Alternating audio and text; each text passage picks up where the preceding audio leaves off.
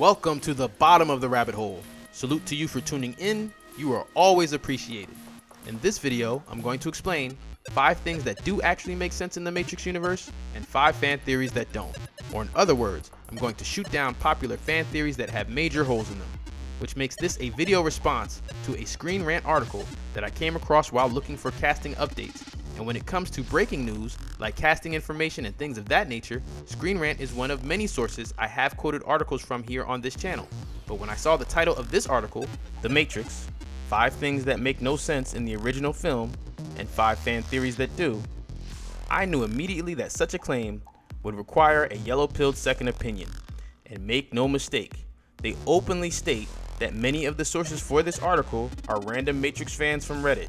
But hopefully, one of the reasons why you are here is because you like your Matrix theories to be backed up by facts and credible references. So if you are a super fan of The Matrix, or simply like to make sure that the information you consume has been researched and checked against the content of the Matrix universe, be sure to subscribe and hit the notification bell so you do not miss out on any future yellow-pilled content. I mentioned in the introduction video, there is no confirmed right or wrong because some things are not clearly defined in the Matrix universe by design, so that we can discuss these things here 2 decades later. And here we are. So I always encourage people to participate in the Matrix experience for themselves and enjoy the journey of trying to solve the Matrix puzzle. With that said, I do believe that things do fit together in a very well designed way, and here on this channel, I am sharing my conclusions with you, as well as taking the time to show you exactly where the proof of these ideas can be located. Oftentimes, these fundamentally flawed theories come from audience members who either didn't like the sequels, skipped the Animatrix, did not read the comics, did not play the Matrix online or enter the Matrix, or some combination of missing important pieces. Fortunately for you, I personally did not skip any of these installments, so let's get into it. Number 10. The agents could have just taken over Neo. Well, if they did that, it wouldn't make for a very good blockbuster film. That sounds a lot more like the plot of a failed sci-fi network pilot. But let's look at this complaint through the looking glass of the Matrix films, because for anyone who followed the architect's speech in The Matrix Reloaded, we know that the prophecy of the One is a system of control created by the Oracle to herd the 1% of resistance to Zion and to then use the systemic anomaly to reset the Matrix, creating a loop that is efficient. If the agents simply take over Neo at the very beginning of the film, then the architect cannot use the anomaly to reset the Matrix because, in Neo's own words, choice. The problem is choice. And this works both ways. We know from the Animatrix episode Matriculated that in order for the humans to convert a self-aware machine into helping the Zion resistance, the individual machine has to choose to switch sides, even if the reason for this choice is under a virtual or false pretense. This change is shown to us by the machine's eye color changing from red to green. After Neo is assimilated by Smith and resets the Matrix in Revolutions, we are shown another green-eyed machine, again in the real world, only after Neo sacrificed himself to save both Zion and the Machine City. If the agents took over Neo at the start of the first film, Neo would not have given his consent to be sacrificed for a reset, and the Matrix would eventually crash as it did prior to the Oracle's discovering the effectiveness of the prophecy as a system of control. Number 9. The Matrix was imaginary. So this theory comically suggests that the entire Matrix trilogy was some sort of elaborate drug-induced hallucination by Thomas Anderson. I'm almost sure that the theory isn't even meant to be taken seriously by its creator, but since it's featured in the article, I will simply address it by saying that if this theory was true, this would be the first movie to have such a plot twist without offering a single shred of evidence to support such a detailed dream sequence. You simply have to let the audience in on such an idea, and nowhere in the Matrix films, nowhere in the original script, or any of the Matrix media, including interviews and DVD extras, is such a notion even remotely discussed.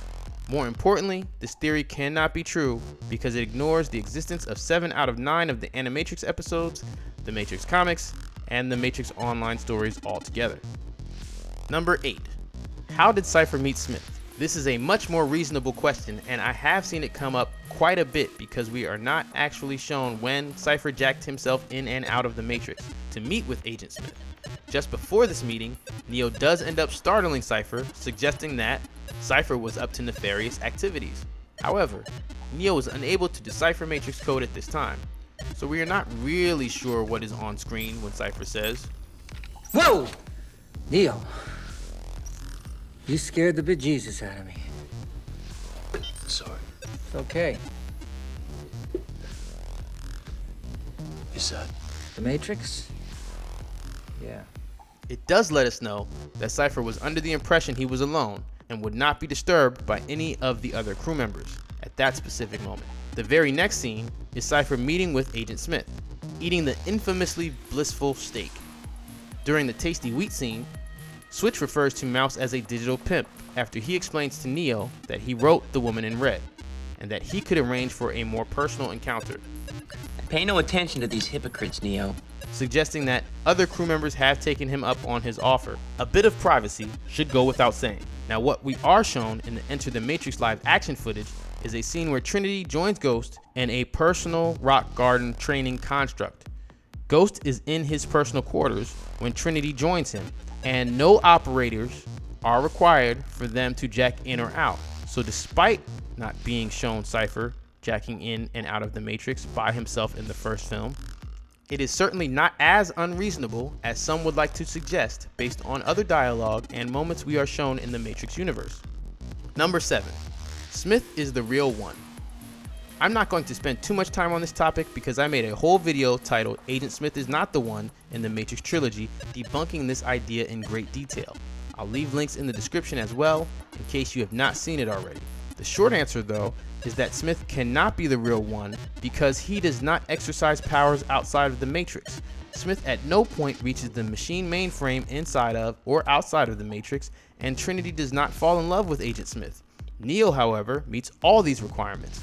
Again, I have already dismantled this specific subject piece by piece in its own video here on this channel, so let's move on. Number 6. The human battery solution. This is yet another popular topic that I have already made a video which explains this situation in great detail. The video is titled Solving the Battery Problem, and that's right, links will be in the description. The cliff notes is that at no point in the film is it ever stated that the human battery was the only alternative power source option. In fact, when Neo tells the architect that the machines need humans, the architect replies, "There are levels of survival we are prepared to accept." human extinction does not equal the extinction of the machine race. Geothermic heat would be my first guess to an alternative power source since the machines built Zion, and more importantly, it is never claimed that a human battery was the most efficient power source. Simply put, it was a prison industrial complex solution. But as I mentioned, I already covered this topic specifically, so be sure to go ahead and check that video out if you haven't seen it already. Number 5. The Matrix is like Inception, also known as the Matrix has no escape theory, and is another very popular idea. Yellow Pilled subscribers already know, the Matrix is not Inception.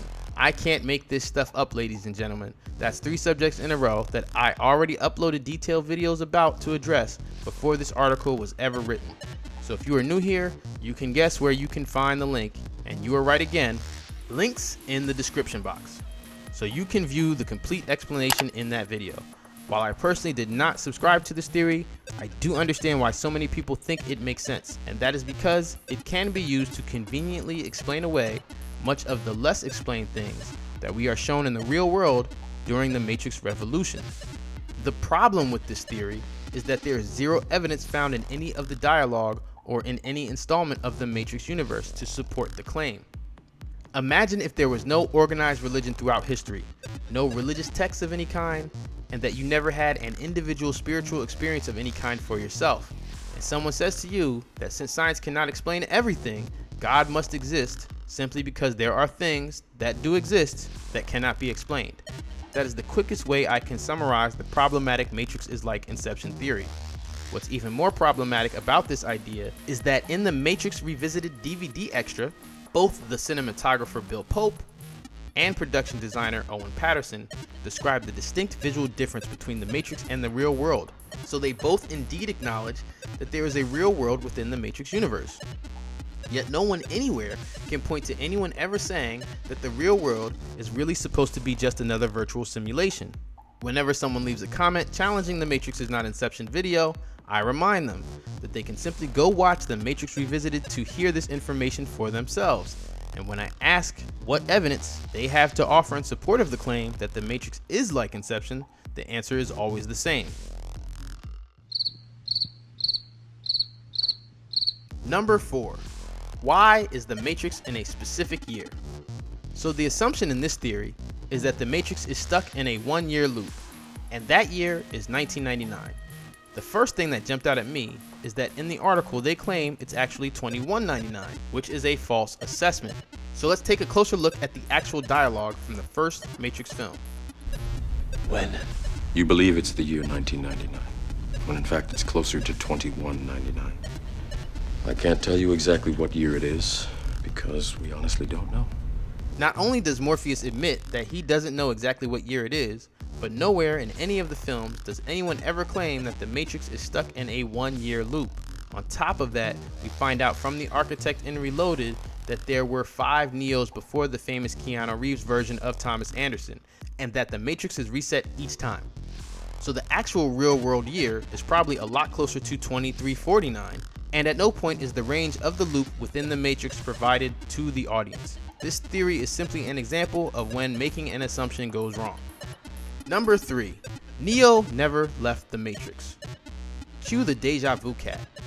Did we not just cover this in number 5? At first glance, I thought this was simply a reworded version of the Matrix is like Inception theory, but after reading it over again, it turns out to be a combination of number 5 and number 9, where we have a theory that has no visual evidence or dialogue in any of the Matrix media to support the claim that Neo never actually woke up from the Matrix. That would be one hell of a long dream sequence that is never declared a dream by anyone, ever.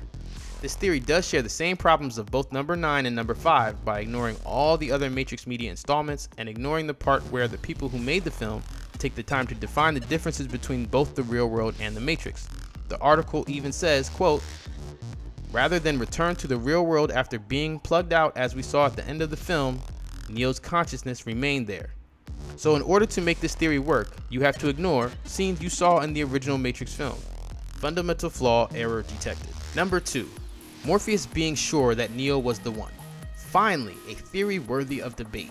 And I say that because we are shown characters in the film who openly disagree with Morpheus on this issue. In fact, Neo himself does not initially believe he is the one. In the Smith is not the one video, I explain why I accept the idea that technically Neo does not have to be considered the one because the prophecy itself is revealed to be a big lie created by the Oracle. The article does not say that this is the issue, however. Instead, it says the problem is that we are not shown how Morpheus tracked down Neo. Well, we are also not shown that Morpheus was the one who tracked him down, and we don't know which one of the crew members did in fact locate Neo. But if you check the dialogue in the first Matrix film, Morpheus says, You are the one, Neo. You see, you may have spent the last few years looking for me, but I've spent my entire life looking for you. So not only was Neo trying to find Morpheus, but it took a few years before someone from Morpheus's crew even noticed. Not to mention the fact that it could have been any of the crew members based on the information we are given. That said, my money is on Trinity. Number 1. Cypher was driven mad by the Oracle.